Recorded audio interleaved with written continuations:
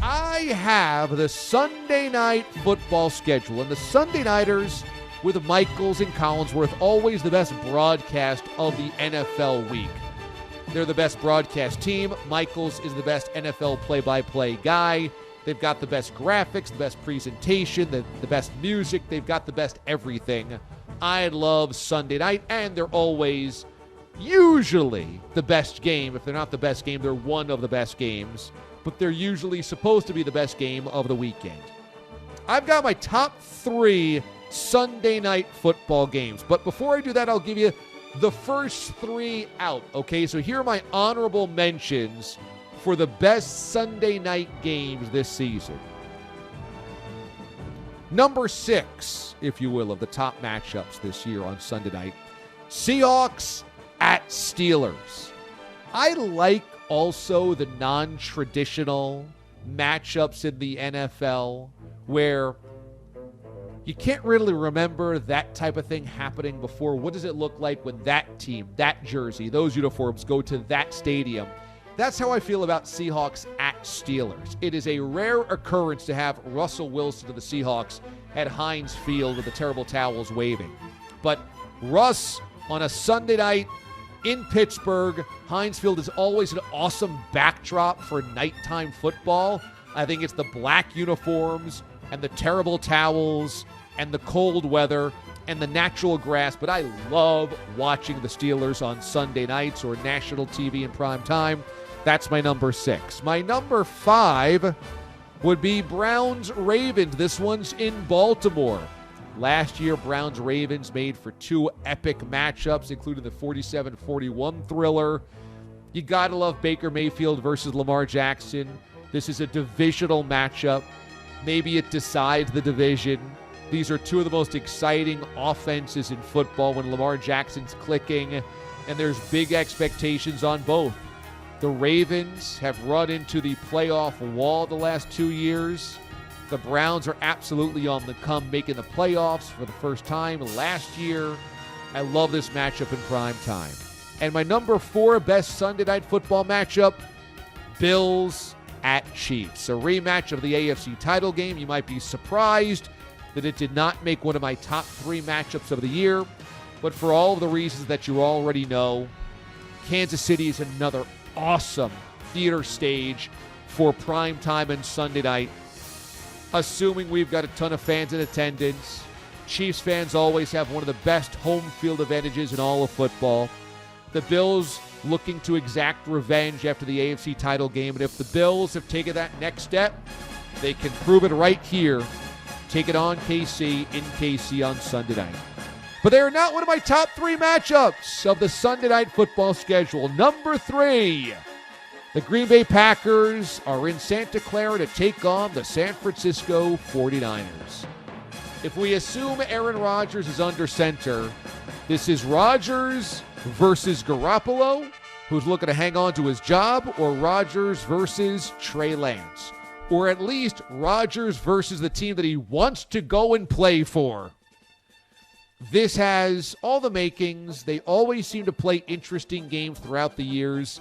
There's also something historically cool about the Green Bay Packers, the 49ers.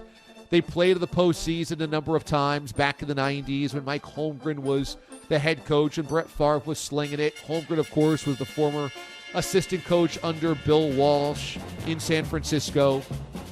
You also have Packers-Niners, 2 traditional uniforms being played on the West Coast, that late sunlight and sunset.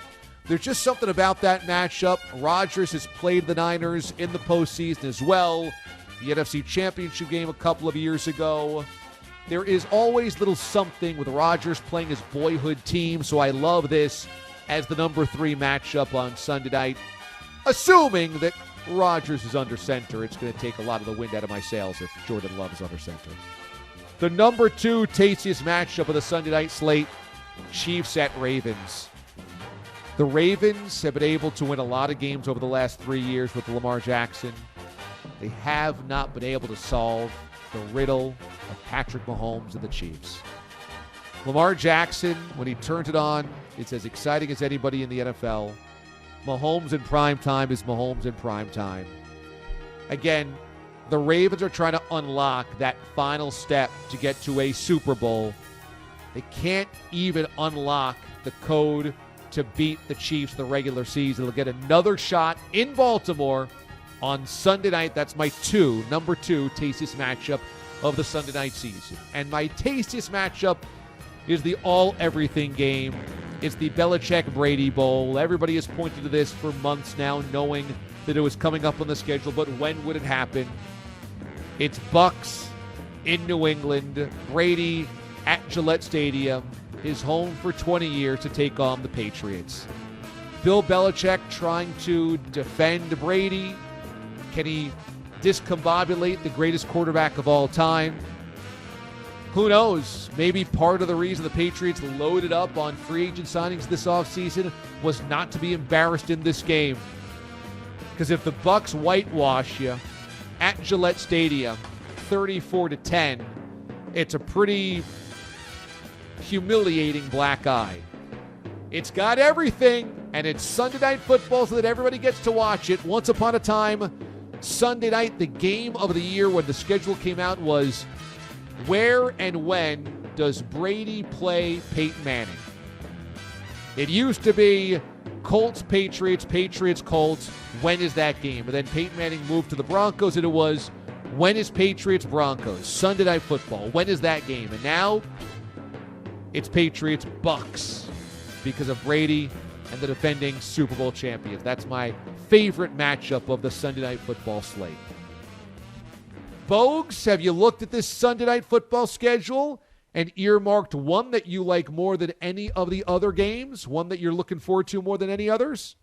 I mean, taking that one off the top that you just mentioned, because it's the obvious one. Give me Bills in KC in Week 5, Sunday night. A quick test early to see where Buffalo is off their great breakout season last year, going to Arrowhead. I love that one. You mentioned Seattle and Pittsburgh. I'll give you Colts at Niners. I like that game, too. A little bit of a different matchup. Don't always see it. Indy's exciting. A good team already. Now there's Carson Wentz. Does he make them any better? And the Niners, to me, are always good TV. Love those West Coast Sunday night games, again, in the twilight. So give me Colts-Niners as well. So that's going to be a Carson Wentz against the Niners defense game. Colts and Niners. That's Week 7. By Week 7, let's hope that Carson Wentz looks a lot better than last year, or else the Colts are going to have buyer's remorse after trading for him. Another interesting nugget on the Sunday night schedule is that we have multiple Bears games. And last year, as the season wore on, the entire football watching public was so sick of the Bears in prime time. We didn't want to see any more Mitchell Trubisky. Let's hope either Andy Dalton or Justin Fields is a lot better, because we open up the season at SoFi Stadium against the Rams, Bears and Rams, opening Sunday night. And then we have another Sunday nighter for the Bears later on in the season in Green Bay against the Packers. Now, that one could have divisional connotation, could have playoff connotation. But again, Week 14, I don't want to see Andy Dalton and the Bears offense anywhere near my television screen in prime time. So let us hope by that point they have made the switch to Justin Fields. Maybe that's why they made that so late in the season.